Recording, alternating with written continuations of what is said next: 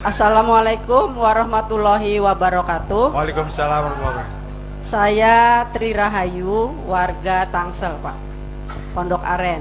Jadi saya tertarik untuk hadir di sini karena saya merasakan kegelisahan dalam diri saya, Pak. Mungkin juga semua emak-emak merasakan seperti saya. Kenapa?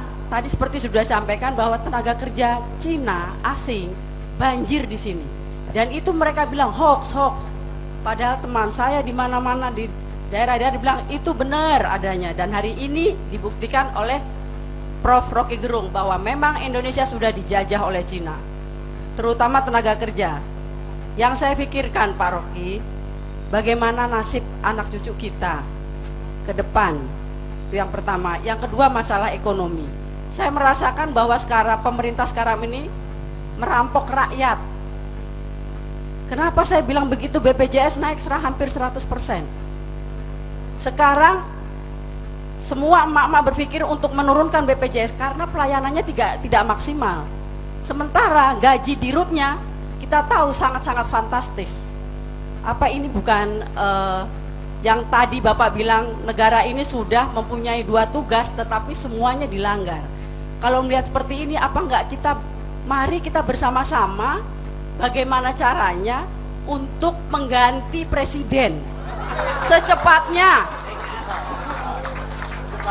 Karena aneh, Bung Rocky, kesehatan itu kan tugas negara.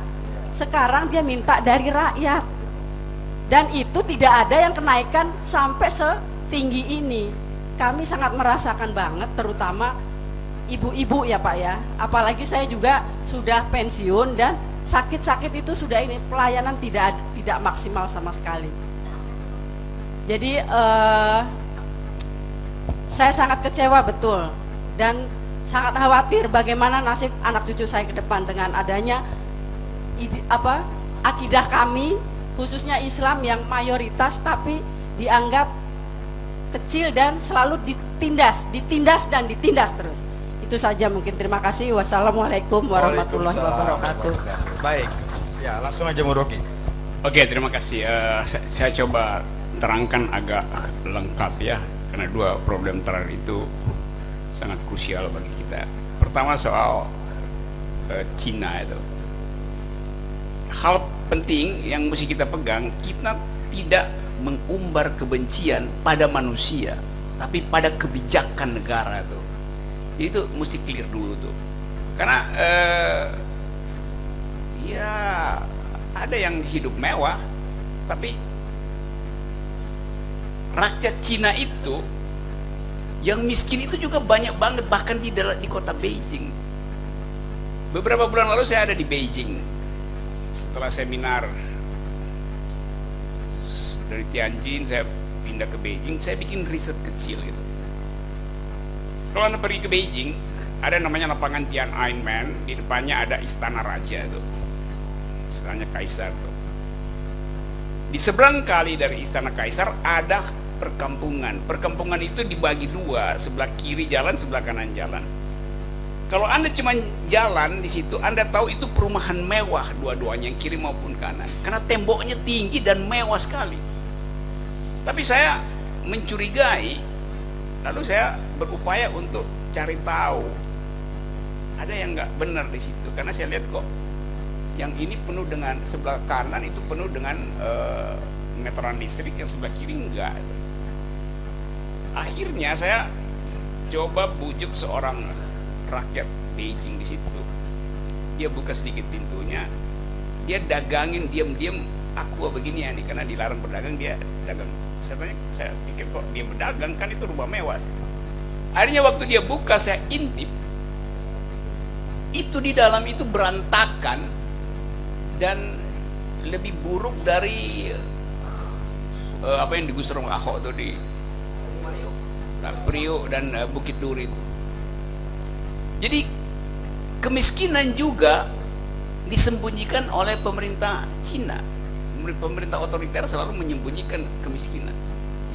Ada tiang di situ, saya tanya, ini nanti tiangnya akan diperbaiki itu. Tapi cara memperbaiki cuman dibungkus, bukan diganti, dibungkus semen seolah-olah diperbaiki, padahal itu keropos. Jadi kemiskinan itu luar biasa juga di kota Beijing. Jadi kita jangan berpikir bahwa kemewahan itu identik dengan satu etnis. Kita mesti lihat strata sosialnya. Itu poin saya. Nah, yang sebelah kiri nggak begitu. Itu betul-betul mewah di dalamnya. Yang ini berkumuh di dalamnya. Temboknya sama, jadi disembunyikan. Bagaimana cara tahunya? Anda lihat aja kalau ada ruangan segini, mungkin 6x6, itu bisa ada 4 sampai 6 meteran listrik. Artinya di ruangan itu ada 6 keluarga berhimpit-himpitan dan kumuh. Jadi saya mau terangkan bahwa jangan sampai rasisme itu kita idap karena bangsa ini punya pengalaman buruk dengan rasisme. Kita tidak mengkritik orang kaya, kita mengkritik kebijakan negara yang menyebabkan terjadinya perbedaan kaya miskin yang tajam. Jadi terhadap kebijakan negara itu yang kita kritik. Supaya kita ada semacam keadilan bahwa disparitas sosial itu terjadi karena kebijakan publik. Sama seperti soal BPJS tuh. Saya sebagai warga negara, saya bayar iuran atau tidak, saya berhak untuk dirawat oleh negara. Karena itu memang tugas negara. Mau agamanya A, etnisnya B, segala macam, negara wajib. Saya barusan salah satu tetangga saya di tempat saya tinggal di desa sana, di kebon itu, bapaknya itu sakit parah, masuk rumah sakit, dijamin oleh BPJS memang. Tetapi keluarganya, dia ini adalah pencari nafkah. Waktu dia masuk rumah sakit 3 bulan, memang sembuh, dibayar BPJS. Tapi waktu dia pulang rumah, istrinya berutang pada tetangga pada warung. Maka dia pusing lagi tuh. Karena tadi BPJS tidak direncanakan sebagai social policy, tapi sekedar public policy. Kebijakan publik bukan kebijakan sosial.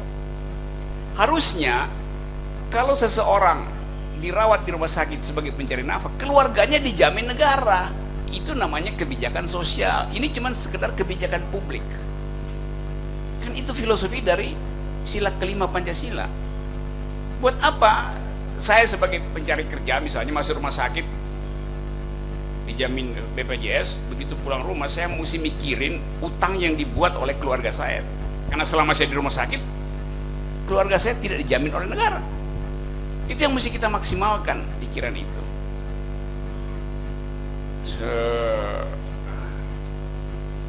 Hal-hal semacam ini yang mendasar, yang ingin saya fokuskan supaya kita tidak membenci orang tapi membenci kebijakan yang dibuat. Itu so. Nah, sekarang kebencian itu ada di mana-mana dan itu yang bakal memporak-porandakan kita. Satu waktu kita akan menyesal pernah membenci orang, lalu terjadi kerusuhan sosial. Dan kita juga akan tanggung akibatnya tuh. Karena sejarah akan mencatat bahwa kita pernah membuat kekerasan pada orang. Seharusnya kita mencegah itu dengan memperbaiki kebijakan. Karena itu kita kasih kritik kepada pemerintah. Bahwa hak kita untuk memperoleh keadilan jangan dibagikan pada mereka yang secara terstruktur diarahkan untuk menguasai ekonomi Indonesia. Itu poinnya kan. Jadi kita uji di situ konsistensi kita dalam bernegara. Itu poin tentang justice itu. Ya memang tadi Ibu benar bahwa BPJS dinaikkan, nggak mampu bayar, maka semua orang minta turun kelas 3 tuh. Yang kelas 2 turun ke kelas 3, kelas 1 ke kelas 2. Akibatnya numpuk di kelas 3 kan. Jadi obat yang tadinya bisa dimakan 3 kali sehari karena pasien turun di kelas 3, akibatnya satu pasien harus bagi 3 tuh obatnya tuh. Kapan sembuhnya tuh? Dan pemerintah berutang. Saya dengar juga Rumah Sakit Muhammadiyah punya tagihan pada pemerintah sampai 1,5 triliun dan pemerintah nggak bisa bayar. Lalu ada soal asuransi Jiwasraya yang pemerintah minta supaya dalam berapa tahun, 11 bulan atau bahkan 17 bulan ke depan baru bisa dibayar. Padahal itu adalah hak dari pemegang polis itu. Lalu ada asuransi Asabri juga yang bermasalah, dan itu pensiunan dari prajurit-prajurit TNI yang dananya diputar, akhirnya bodong, putaran uangnya nggak bisa diambil. Lalu semua cari bagaimana cara menyelesaikan soal asuransi. Oke, dibikin semacam holding, nanti akan saling membail out. Taspen akan dipakai untuk bail out Jiwasraya. Taspen itu tabungan pensiunan, ngapain diambil buat pakai Jiwasraya? Itu sama dengan dana haji segala macam dipakai buat itu. Jadi negara ini memang nggak punya, bukan negara, kepala negara nggak mampu melihat hubungan buruk di antara lembaga-lembaga itu, karena nggak punya kapasitas berpikir. Jadi itu ada hak publik untuk mengevaluasi pemerintah sebelum 5 tahun. Ya udah, harus kita evaluasi. Karena fakta-fakta tadi, BPJS, soal asuransi kesehatan, soal keadilan, pembagian kerja yang tidak adil. Jadi semua itu numpuk di kepala kita hari ini. Dan gak ada partai politik yang mengucapkan jalan keluar alternatif. Ini soalnya. Bayangkan misalnya kalau Pak Prabowo, Gerindra, PKS, Demokrat ada di dalam barisan oposisi, maka dengan mudah mereka mengatakan ini alternatif kami. Karena itu rakyat akan pergi pada alternatif. Kalau nggak ada alternatif, terjadi social unrest, ya rakyat ngamuk ya biasa aja. Salah sendiri kenapa nggak ada oposisi itu, atau kenapa Jokowi tidak memikirkan ini sehingga dia nggak perlu rakus untuk ngerangkul semua partai. Kan itu juga soal otak kekuasaan kan. Jadi membayangkan bahwa kalau pemerintah tidak mampu mengendalikan keadaan dan tidak punya alternatif, nggak usah khawatir, ada oposisi yang akan menampung keresahan itu. Sekarang nggak ada oposisi, maka rakyat akan tadi saling membenci, mengucapkan kemarahan secara etis, secara rasional. Jadi keadaan ini yang saya anggap sebagai ada turbulen, ada goncangan besar yang pilotnya nggak pernah ngerti navigasi, nggak pernah tahu peralatan darurat di pesawat, dan kita ada di pesawat yang ada di dalam keadaan turbulen setiap hari. Jadi sekali lagi kita mulai membiasakan untuk tiba-tiba mengalami kejutan di dalam kehidupan ekonomi politik, dan terutama karena tadi persaingan global, krisis di Timur Tengah pasti akan berlanjut. Dan biasa bahwa dunia itu selalu perlu keseimbangan baru, sehingga yang dulu disebut sebagai perang dingin udah selesai, nggak ada akibatnya. Karena dulu dalam era perang dingin kan Rusia mengakumulasi senjata perang untuk menghadapi Amerika, Amerika menghadapi Rusia menumpuk senjata perang. Akibatnya ketika krisis ekonomi di Rusia terjadi, seluruh senjata Rusia itu langsung jadi barang bekas. Seluruh senjata Amerika yang dimaksudkan untuk menghancurkan Rusia akhirnya dipakai untuk berperang dengan Taliban di Afghanistan, yang di luar rencana sebetulnya. Nggak terjadi penyelesaian konflik karena Rusia keburu bangkrut secara ekonomi, hancur. Tapi ketegangan itu berlanjut terus karena dunia selalu ingin ada polar. Itu udah semacam tradisi di dalam politik bahwa kehidupan yang stabil justru kalau ada polarisasi. Kalau ada tanpa polarisasi, industri nggak maju. Nah sekarang Amerika ada di tangan Partai Republik yang punya ideologi, kalau terjadi krisis ekonomi sebaiknya aktifkan industri perang supaya ekonomi bergerak melalui perang. Jadi perang itu adalah alat untuk mendinamisir ekonomi. Di dalam pandangan Partai Republik Amerika selalu begitu tuh. Perang adalah cara untuk menghidupkan ekonomi itu. Cina tentu bersiap-siap karena dia punya semacam tadi akar historis di belakang yang ingin jadi superpower. Tetapi krisis ekonomi di Cina itu tidak memungkinkan dalam analisa saya untuk dia berani menantang Amerika dari segi kapasitas ekonomi untuk mendukung perang tuh. Jadi sekali lagi keadaan Indonesia hari ini akan terkait dengan persaingan baru di Timur Tengah, dan Cina mungkin ya dia akan memilih untuk sementara mungkin mendiamkan Amerika berperang dengan Iran sambil memata-matai seberapa banyak kemampuan Amerika untuk bayar anggaran perang, mungkin Amerika akan minta Arab Saudi untuk membiayai perangnya dengan Iran segala macam. Itu yang kita tunggu sekarang. Tapi Cina tetap bersiap untuk jadi pemain hegemoni di kawasan Asia Tenggara. Karena itu dia bangun infrastruktur perang di situ, segala macam penguasaan pelabuhan. Jadi persiapan perang pasti akan terjadi. Nah, dalam keadaan ada persiapan perang, ada superpower Amerika dan junior superpower Cina dan potensial pengganggu Amerika yaitu Iran. Dalam keadaan itu Indonesia akan diseret karena krisis global nanti. Jadi pelemahan dunia itu akan lebih cepat.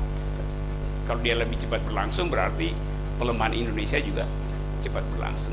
Nah, itu yang saya bayangkan. Orang selalu bilang NKRI harga mati. Itu yang saya selalu persoalkan. Matinya di harga berapa gitu kan. Kalau terjadi perang, misalnya konflik berkelanjutan di Natuna, Cina Selatan, maka Indonesia itu 14 jam langsung berhenti karena kita import semua bahan itu melewati Cina Selatan. Berapa banyak rahim ibu-ibu, emak-emak yang akan mengalami infeksi karena antibiotik tidak bisa lagi kita sediakan karena ada perang di Cina Selatan misalnya. Berapa banyak mahasiswa yang nggak bisa makan Indomie karena bawang putih masih diimpor dari Amerika. Berapa banyak pesawat terbang kita yang nganggur karena spare part masih dari Amerika. Ya kita bisa bilang kita punya tank segala macam, kita punya pesawat perang, kita punya mortir, iya, tapi spare partnya masih kita import. Dan itu artinya kalau terjadi perang kita diembargo pada spare part, maka 14 jam kita habis peluru. Karena skrup tank itu tetap mesti minta izin dari Amerika untuk memperbaiki. Kita nggak bisa ganti skrup tank itu dengan skrup SMK, nggak bisa.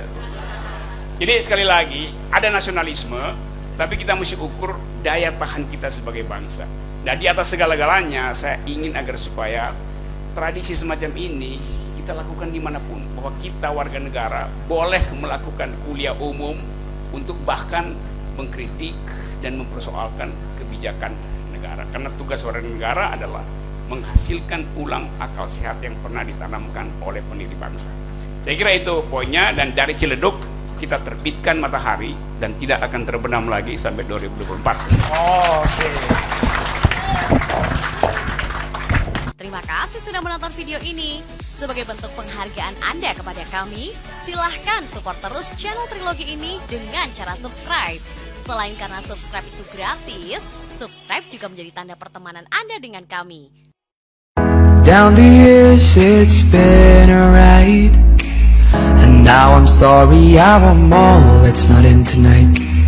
And on as we go we seem to fight, but baby that's just the way we love.